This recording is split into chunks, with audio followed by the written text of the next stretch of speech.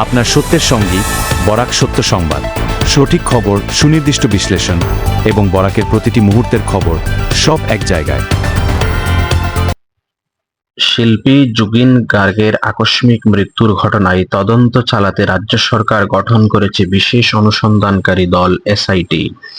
আজ সেই SIT north east ফেস্টিভ্যালের আয়োজক শ্যামকানু মহন্তের গীতানগরের বাসভবনে গিয়ে প্রাথমিক তদন্ত শুরু করে। পাশাপাশি জুবিন গার্গের সহযোগী শেখর গোস্বামীর বাড়িতেও তদন্তকারীরা গিয়ে তথ্য সংগ্রহ করেন। এদিকে সিআইডি আজ শিল্পীর ম্যানেজার সিদ্ধার্থ শর্মার ধীরেনপাড়ার বাসভবনে অভিযান চালায়। ওই সময় শর্মার বাড়ির সামনে উত্তেজিত জনতাকে নিয়ন্ত্রণে আনতে পুলিশের যথেষ্ট বেগ পোহাতে হয়। অন্যদিকে মুখ্যমন্ত্রী হিমন্ত বিশ্ব শর্মা জানিয়েছেন, শিল্পীর মৃত্যুর সঙ্গে যুক্ত যে কোনো প্রকারের বিশ্বাসযোগ্য তথ্য থাকলে সরাসরি সিআইডিতে পাঠানো যাবে। সেই তথ্য ইমেইল ঠিকানায় পাঠানো যাবে। মুখ্যমন্ত্রীর আশ্বাস, এই ঘটনায় যুক্ত কাউকে ছাড় দেওয়া হবে না। শিল্পীর আকস্মিক প্রয়াণে জনসাধারণ মানসিকভাবে বিপর্যস্ত হয়ে বিভিন্ন থানায় অভিযোগ দায়ের করেছে এবং একাধিক মামলাও রুজু হয়েছে। পাশাপাশি রাজ্য জুড়ে চলছে শিল্পীর প্রতি শ্রদ্ধাঞ্জলি অনুষ্ঠান। এদিকে উচ্চ পর্যায়ের তদন্ত দাবিতে আসাম পাবলিক ওয়ার্কস এবং অসম জাতীয়তাবাদী যুব ছাত্র পরিষদ গুয়াহাটি হাইকোর্টে একটি জনস্বার্থ মামলা দায়ের করেছে। পাশাপাশি আরেক আইনজীবীর দাখিল করা আরেকটি জনস্বার্থ মামলাও আদালত গ্রহণ করেছে। আগামীকাল সকাল ৮টা থেকে শুরু হবে বিটিসি পরিষদীয় নির্বাচনের ভোট গণনা। মোট ৪০টি পরিষদীয় সমষ্টির ফলাফলের মাধ্যমে নির্ধারিত হবে ৩১৬ জন প্রার্থীর ভবিষ্যৎ। গত ২২ সেপ্টেম্বরের নির্বাচনে গড়ে ৭৮.৪২% ভোটদানের হার নথিভুক্ত হয়েছিল। এর মধ্যে কোকরাঝার ৮২.২৭, উদালগুড়ি ৭৫.১৭, তামুলপুর ৭৫.০৯, বক্সা ৭৪.৯২, চিরাং ৮০.১১%। প্রশাসন ইতিমধ্যে নিরাপত্তা জোরদার করে ভোট বাক্সগুলি স্ট্রং রুমে সুসংরক্ষিত করে রেখেছে।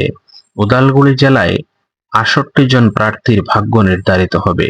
চিরাং জেলায় ৬০টি সমষ্টির মধ্যে বিজয়ী মহকুমা ও উপেন্দ্রনাথ ব্রহ্ম মহাবিদ্যালয়ের মোট ৯২টি গণনার টেবিল প্রস্তুত হয়েছে। তামুলপুর জেলায় ৫টি সমষ্টির ৪১ জন প্রার্থীর ভাগ্য নির্ধারিত হবে প্রায় ৭ দফায় গণনার মাধ্যমে। এনএসএস দিবস উপলক্ষে কাছাড় কলেজের এনএসএস ইউনিটের উদ্যোগে কলেজের দত্তক গ্রাম মাসুঘাটে এক স্বাস্থ্য শিবির ও বস্ত্র কর্মসূচি অনুষ্ঠিত হয়। শিবিরের সূচনা হয় আসামের গর্ভপ্রয়াত শিল্পী জুবিন গার্গের স্মৃতিতে শ্রদ্ধার্ঘ্য নিবেদন ও নীরবতা পাঠের মধ্য দিয়ে। শিবিরে ১২০ জনেরও বেশি গ্রামবাসীর স্বাস্থ্য পরীক্ষা সম্পন্ন হয় ও ঔষধ বিতরণ করা হয়। প্রায় ২০০ গ্রামবাসীর হাতে পৌঁছে দেওয়া হয় শাড়ি, শার্ট, শিশুদের পোশাক ও শীত বস্ত্র। এছাড়া সুচেতনা ওমেন সেলের পক্ষ থেকে অনুষ্ঠানে উপস্থিত ছিলেন পারমিতা দাস। তারা প্রত্যক্ষভাবে গ্রামবাসীর হাতে বস্ত্র তুলে দেন। অনুষ্ঠানে এনএসএস প্রোগ্রাম অফিসার কৃতজ্ঞতা প্রকাশ করেছেন গ্রাম পঞ্চায়েত সভাপতি, আঞ্চলিক পঞ্চায়েত সদস্য ও অন্যান্য সহযোগীদের, যাদের সহযোগিতায় অনুষ্ঠানটি সাফল্যমণ্ডিত হয়ে উঠেছিল। গ্রামবাসী কাছাড় কলেজের এই উদ্যোগের জন্য আন্তরিক কৃতজ্ঞতা জ্ঞাপন করেন এবং আশা প্রকাশ করেন ভবিষ্যতেও এ ধরনের স্বাস্থ্য ও সামাজিক কর্মসূচি তাদের জীবনে গুরুত্বপূর্ণ সুফল নিয়ে আসবে।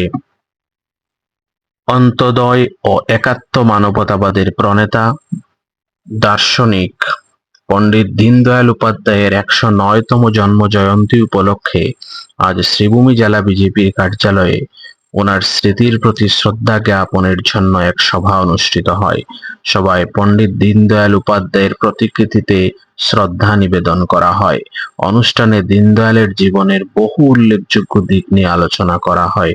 সভায় প্রাক্তন সাংসদ মিশন রঞ্জন দাস সহ জেলা বিজেপির শীর্ষ কর্মকর্তারা উপস্থিত ছিলেন। বরাক সত্য সংবাদ দেখার জন্য ধন্যবাদ। সর্বশেষ আপডেটের জন্য সাবস্ক্রাইব করুন এবং আমাদের সঙ্গে থাকুন। বরাক সত্য সংবাদ, খবরের সত্যিই ঠিকানা।